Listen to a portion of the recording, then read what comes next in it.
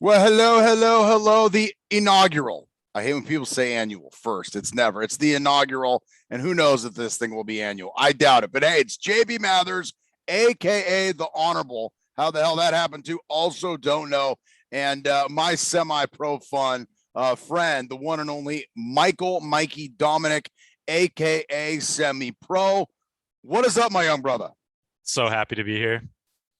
About flipping time. I don't even know where to look at this. We've talked about this for months. Last night we're out walking the dog and Melissa goes, "What do you got going on tomorrow?" I said, "Well, JB and I are doing the pod at 10 o'clock." She's like, "Pod? You kidding me?" I'm like, "Yeah, we've been talking about it for a while, just getting on and BSing about sports, golf, life, real estate." Yeah, what everybody wants to talk about. Little of that. It's the principle. Both real estate guys and both love to golf. I would not say we're both golfers. One of us are golfers, and I'll let you figure out if you listen to the show which one that is. And for you and I, a little background for the folks. We go back. Golf actually is how we became friends in the first place. As a young Michael, a golfer at St. Bernard's Catholic High School, Eureka, California. I somehow was the golf supervisor, not to be confused with the coach. You were a young freshman, and that's where it all began. That's where it all began. I think I was 145 pounds soaking wet. Still hit the under 5, but definitely the under. Had no tan, Norwegian Swedish. JB made fun of me. I had walking OB stakes. I remember when he became our coach, and I go home to my dad. I'm like, "Hey, yeah, we're gonna have a guy from the radio. JB Mathers is gonna be our head golf coach." My guy goes, "He's terrible. He's terrible." And I'm like, "Yeah, but okay, whatever." And we found out you were, but qualifying was easy. We just had to beat you, and we were on the team. Yeah, if you didn't beat me, you were off the team. It's funny. I remember when I got that call from Mike Murray, who at the time was the athletic director at St. Bernard's. He said, "Hey, man, I need you to coach the golf team." And I said, "Dude, I can't golf. I don't know shit about golf. Why don't you get somebody that does?" And he said twofold. He's all one. He's all, "Dude, I know you've got afternoons off because you work in the radio in the morning. All you got to do is babysit these little fuckers, and you don't got to worry about it." And he's like, "You get to play golf like 4 or 5 times a week." And I was like, and then I also thought about all the crappy football coaches and little league coaches I had as a kid growing up. And I was like, you know what? If they could call themselves a football coach or a baseball coach or a basketball coach, why the hell can't I call myself a team supervisor for St. Bernard's Golf? Team supervisor. And you were great. I mean, when people are like, "Dude, this guy's literally hoselled 5 balls in a row. How's he your high school golf coach?" I go, "Hey, listen, he had to just take us from tournament to tournament. Qualifying was easy, right? You get the top 5 guys, go out there and play golf. If you guys play well and you win the tournament, you don't have to requalify. If you're anything under that," which we didn't win any tournaments, "then we had to just go and requalify." But luckily for us, 3 of our top 5 guys were also on our baseball team. So we got to skip qualifying a lot of the time because our bottom guys weren't that good anyways. No shout to the bottom guys like Anthony Ivancic and Jared Johnson, the Mad Dog and Jared Johnson. But, those guys were great. We had a great team. We learned a lot. JB taught us more about life than anything. And yeah, well, Catholic school kids don't know how to put condoms on, so you got to teach them stuff sometimes they don't learn in school, because you don't want little Mikeys running around all over the place. What's a condom? All right, we will stop at that one, but yes, a lot of fun. 6 years I did that. And for you, obviously, Mikey, it was such just an experience for you. After college, you're like, you know what, I'm going to be a pro golfer, or at least try to be. Well, at least try to be. That's where the whole semi-pro thing came from. I mean, I definitely had the talent to do it. It's just when I got into playing, I had so much going through my head. I mean, you got finances. I tried to find a new coach, get my swing rolling and stuff like that. And I basically, the first couple of years, just drove myself into the ground physically and mentally. Found a new coach, Shane LeBaron, who was awesome. Started work with Dave Stockton Jr., Gabe Yettstead. Got my game in order, but apparently I never quite had the game to crack the code.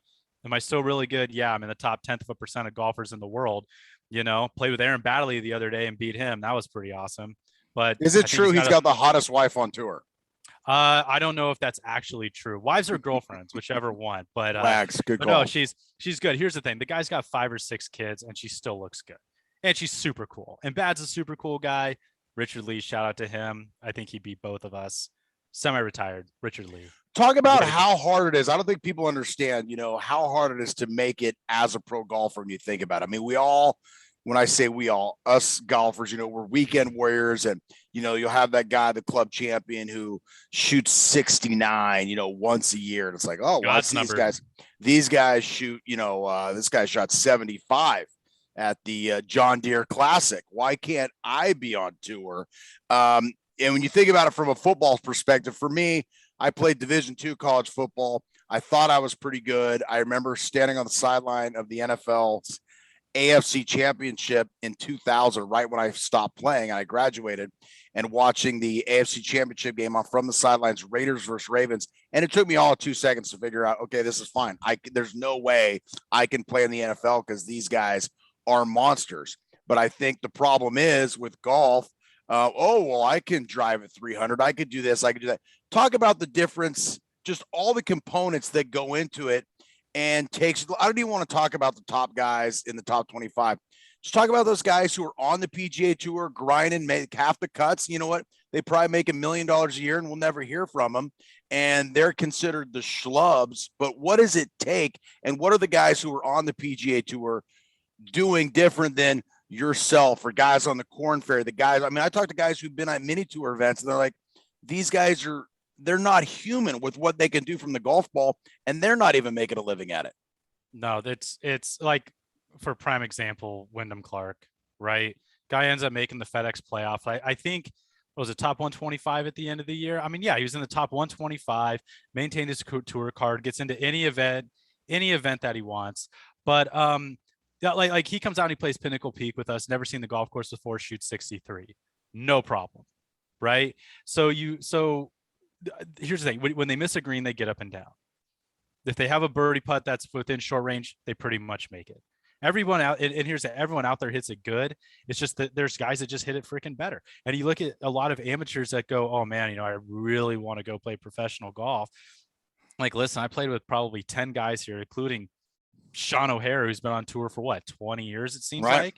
I mean, he doesn't even barely have his card this year, and the guy set our course record the third time that he played it. The country club golf and professional golf are different. Corn Ferry Tour golf and the PGA Tour are completely different.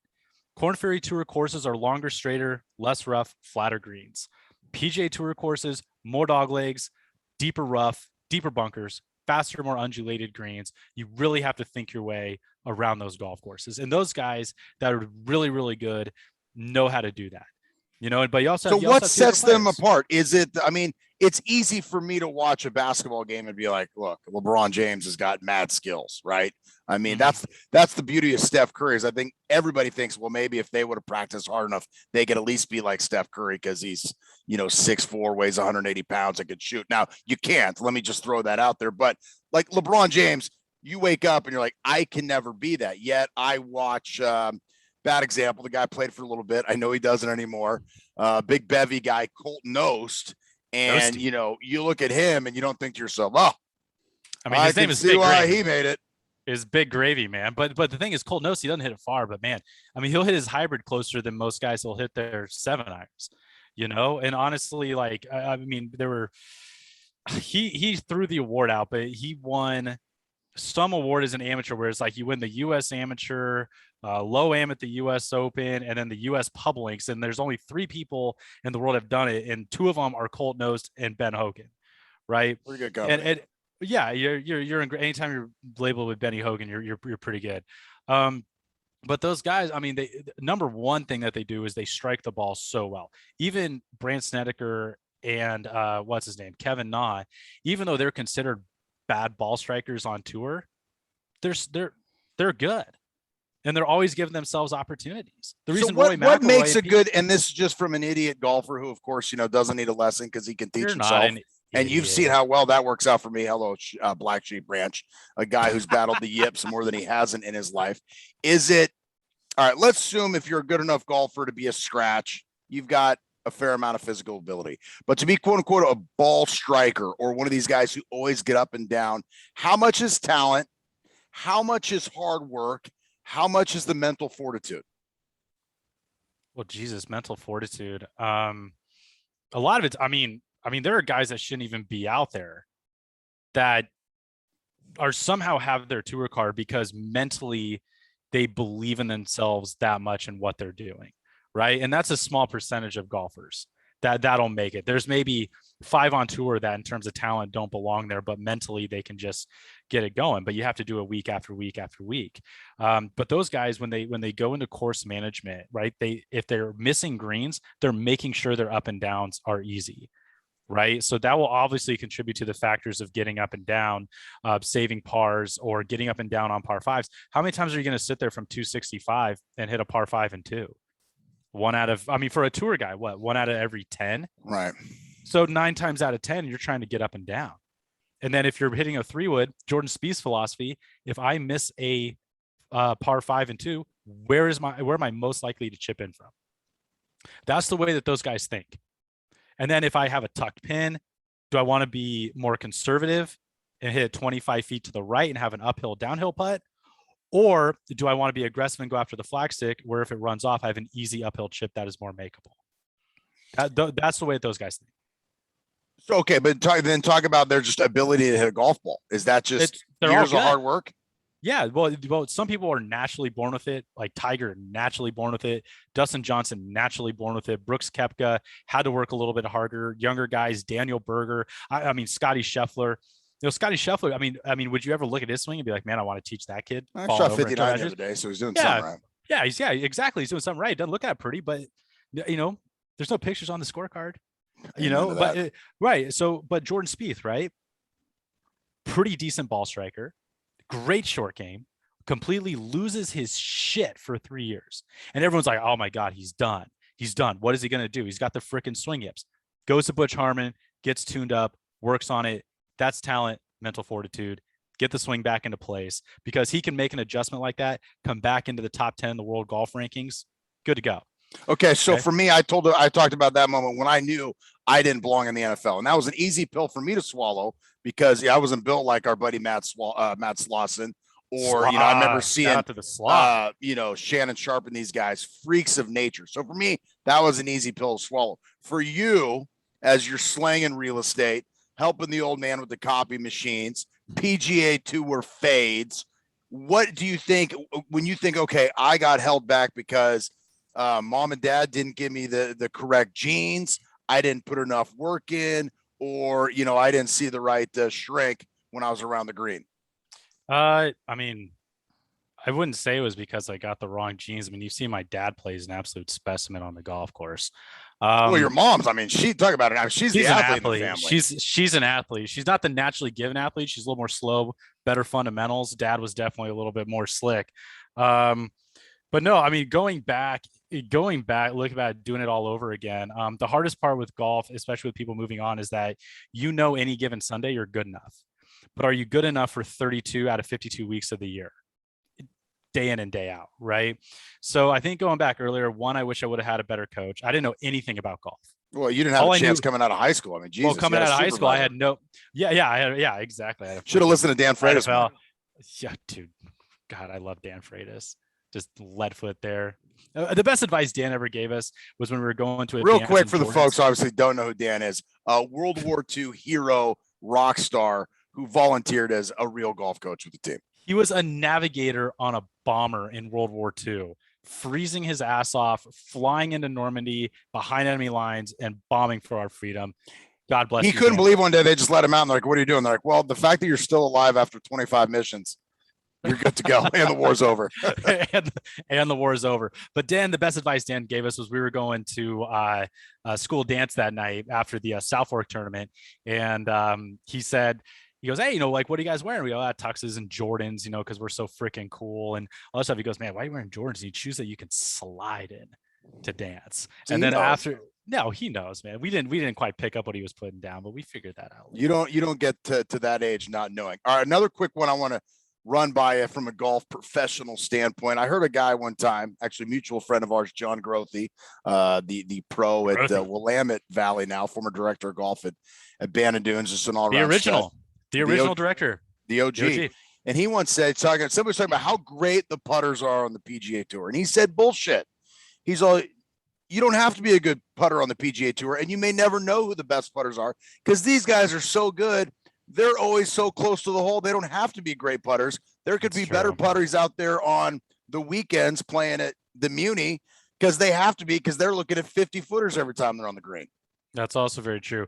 The thing is, the PGA Tour average, I think from 8 feet is 8%, right? I think is it 8%? I don't know. That could be a skewed number. But the thing is, you would think it's over 50. Naturally, you think it would be over 50, but no, it's not 8%. It's maybe that, but it is definitely under 50%. I will tell you, because 10 feet, I believe, on the PGA Tour is right around.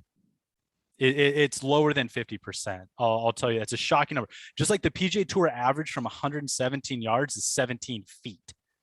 Okay. You would think 117 yards, you're hitting gap wedge or pitching wedge at 5 feet all the time. Bullshit. That's what they show you on the freaking TV. And watching golf on TV is the worst fucking thing ever. Like, I love Pat Perez's episode in For the People when he's like, dude, I want to see the worst shots. I want to see these guys freaking, hitting shots like I do and chunking into bunkers and all that stuff. Like, that's what people want to see. Francisco Molinari off 1 tee at Pebble last year at the Pro-Am. That was awesome. Francesco Mario. Can I get some pasta, But no, I mean, but like Vijay Singh 1 week, I can't remember what tournament. It was like the Greater Milwaukee Bumfuck Open. And he hit the ball so good, it didn't matter how bad he putted. He had to make one of every like 4 or 5 putts, and he won the tournament by 4. That's how good he hits the ball. Kevin Na, oh my God, he's a great putter. Yeah, he's making putts for par or bogey that are within 6 feet. Like, those guys are going to make those putts, right? So he gets this big rap for being this great putter, but at the same time, he's not winning tournaments because he's freaking hitting the ball all over the place. But at the same time, if he's hitting greens, he's going to win tournaments because he's that good of a putter. But majority of those guys hit it so good. They hit so close. They're so dialed with their wedges that if you get them within 150 yards, they're going to have a good look at birdie. What was it? I think Arnold Palmer said one time, somebody asked him why he took an 8 on the hole. And he said, well, the 7th didn't go in. I mean, that's pretty much what happened there. It's all about the principle here on the podcast. He is Mike Dominic. I'm JB Mathers, AKA the Honorable. And then, of course, Mike's semi-pro, and that goes back from our Dismal River trip. And we've got tons and tons of golf stories, and we've been blessed to go on a lot of junkets. So, it was just a little over a year ago. I was down in Scottsdale and came down to Scottsdale and stayed at Casa Dominic. No hot tub stops, though, FYI. Played Pinnacle. I think we just played Pinnacle, right? We had a great time. Went to the steakhouse, got it on. Now I'm coming down to Scottsdale this weekend, different type of trip. It's kind of my real estate world. Yeah, tomorrow, in fact, the company treating us for a good year of real estate. And I mean, if you can't sell real estate in this market, what are you really doing? But I'll take it nonetheless. But, I've been spoiled, Mikey, coming down with you. It's Whisper Rock.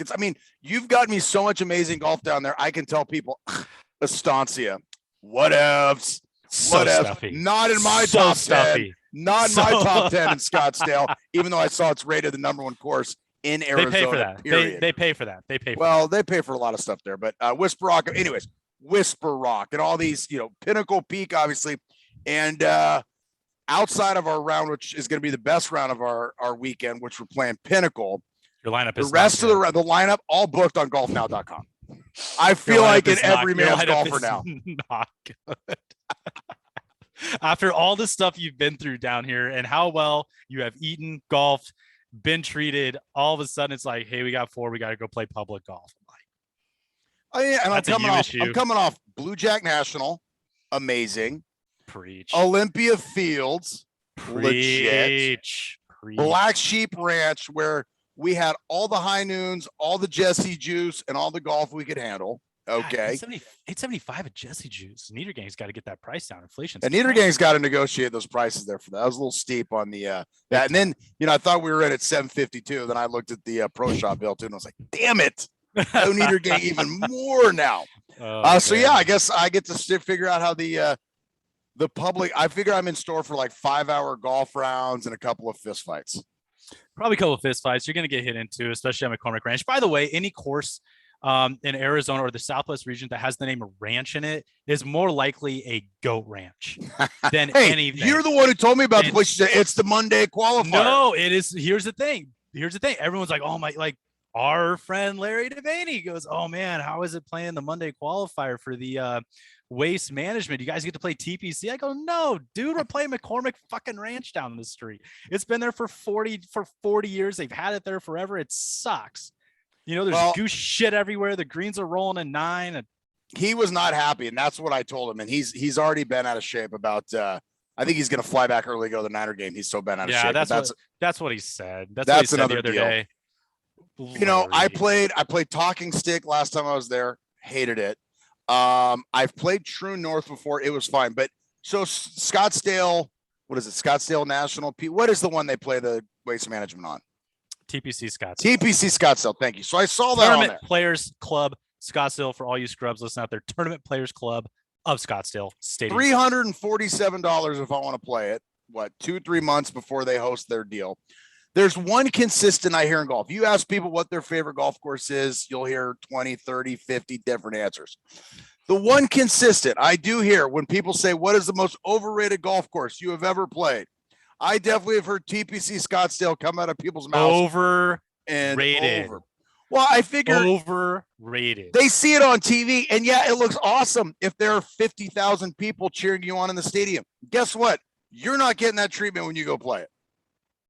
It's if they left that stadium up year round, yes, that would be perfect. The only thing is, this is the length of my real estate legal knowledge here. Yes, is that it is government owned land, and you can only have 2 permanent structures on government owned land. So they have the cart barn and the pro shop, or the maintenance shed and the pro shop on the west side of the street and then they have the Champions on the east side of the street, where they have their 2 permanent structures. It costs them over $1 million a year. Don't even want to talk about what it costs now with inflation, right? They have over $1 million a year to set up the stadium on 16. Okay. It's absolute asinine. And then when you play that whole 16 without any stadium around it, it sucks. It's just like Greyhawk. Okay. Everybody talks about what an awesome golf course Greyhawk. Oh my God. It's Fazio or whoever the flying frick it is. And they're literally charging $400 a round. You play in 4 hours and 40 minutes. The course is saturatingly wet. The greens are slow, right? Okay, you saw Paige Sporanic out there. Sweet. Now that's worth which would make it worth at least $50. But now we or 300 if she's going to play with me. If she's there you go. Golf, that is. I guess sorry, I lost my train of thought. What were you saying? No, but yeah, golf wise, yeah, absolutely. But yeah, it's just asinine. They're getting that much. They get much people like, oh my God, Greyhawk is so awesome. I'm like, dude, it's not even in the top 10 in Arizona. Who cares? Like, I get it. Estancia is a great golf course, super stuffy. Whisper Rock, epic, awesome. Great hang, great dudes. Golf courses, could they be a little bit more? Like, I don't know, like Estancia or Mirabelle, a little more windy in character. Yeah, but they're great golf courses. They're good.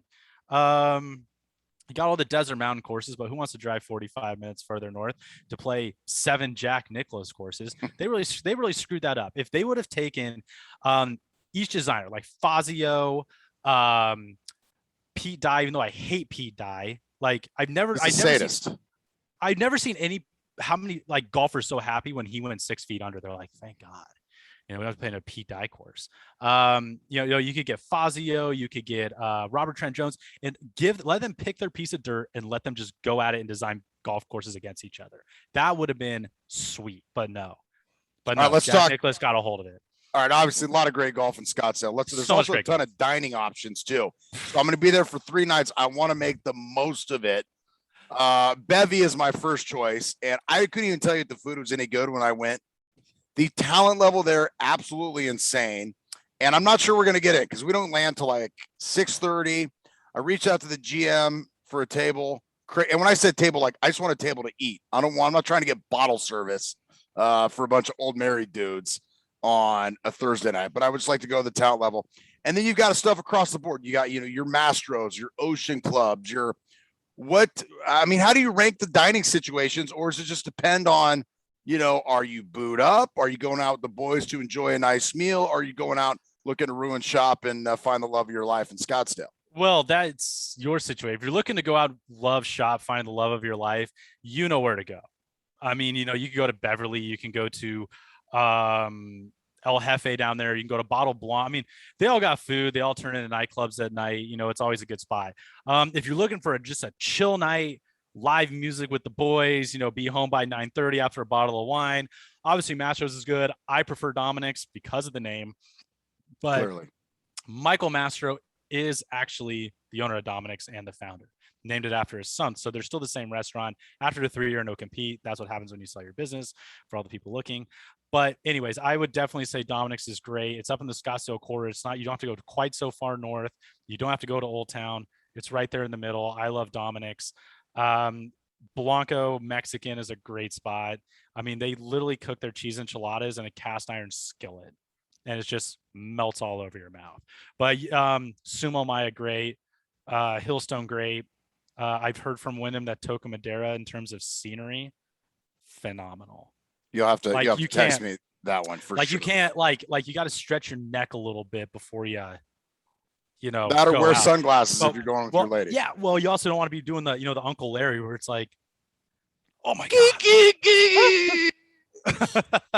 All right, look, we're trying to keep this thing short and sweet. There's nothing worse than the 5-hour podcast people are doing these days. Terrible. Also wrapped up in our weekend, little real estate tour.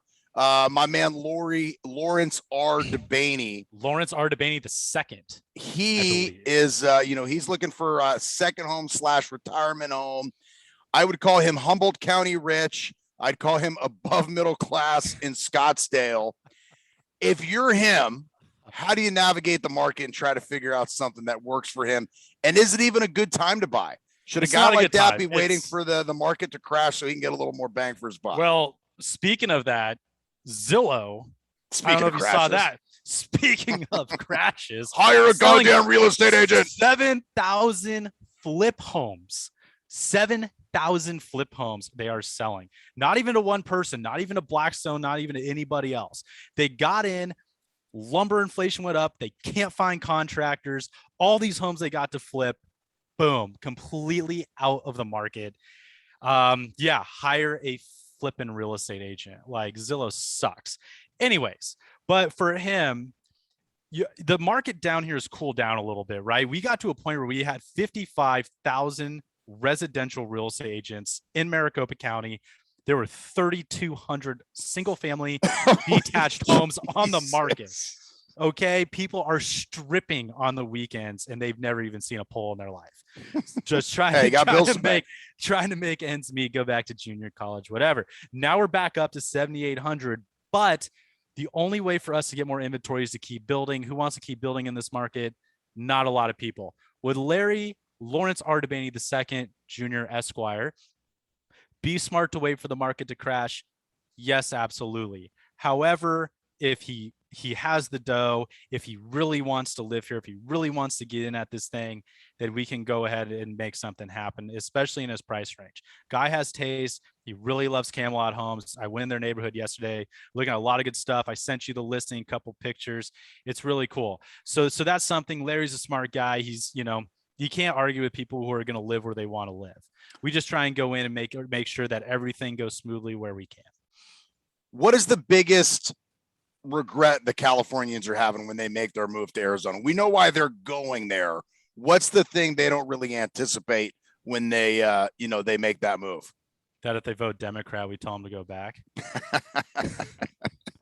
Oh, there's that. Well, last time I was there last year around election time, and I think the Californians brought their politics with them. No, they did. I was actually with Lawrence R. DeBaney the day after the election. It was like a funeral. God, it was depressing. We had to drink our way out of it. But no, it's I think the biggest thing, people keep moving to California because of the location, right? You cannot be California. I mean, look at you. If real estate is location, right? They say that's the most important thing. Okay, well, California's position A. And honestly, I would argue that Scottsdale is a very close position B. You have everything. You're a quick flight. You're a quick flight over to California. You're a quick flight to Denver. You're a quick flight to wherever you need to go. Right. That's the nice thing about being down in Arizona. The thing for us, which with our company EIR, got across the deal, we're all universal agents. So we do commercial, residential, multifamily, and property management. So just going on and looking at the CoStar reports this morning, You know, retail, I mean, office is obviously in the shitter. It's going to keep being in the shitter. We're doing a little bit better. Right. Well, as because long of as our people live are COVID working from home, vaccination. there's no office. Exactly. But the nice thing is that these people are moving here, buying homes, and then just fixing them up and putting a home office in there because they don't have to go back to work. But the thing that you don't anticipate is that the summers here are going to be anywhere between 105 and 115 degrees, and you don't have an ocean to go to. Right. So that's why we call it pool season. Yeah, you know you don't live in California anymore when your electric bill is more expensive in the summer than it is in the winter. All right, I'm excited. Scottsdale this weekend. We'll talk how the trip went on next week's edition of Absolutely. The Principal. It'll be it's gonna be interesting dynamic. Obviously, we boys managed to have fun. Larry's gonna have fun, but he is called Lawrence Don't Blame Me DeBaney for a reason. Do not. He's gonna be full of excuses. Then Scott and Rodney let out of the cage for a weekend, so it's gonna be it's gonna be a good time. Looking forward to it. Yeah, next week we're gonna talk about it. And then we're also gonna touch on why it's called It's the Principal podcast. Big story behind that. It's called a tease in the business, Mike. Look, you got it down already. All right, he's semi-pro. I'm the honorable, and it's the Principal. It's all about the Principal, folks. It's the principal, of course. Talk to you next week. Good times, brother.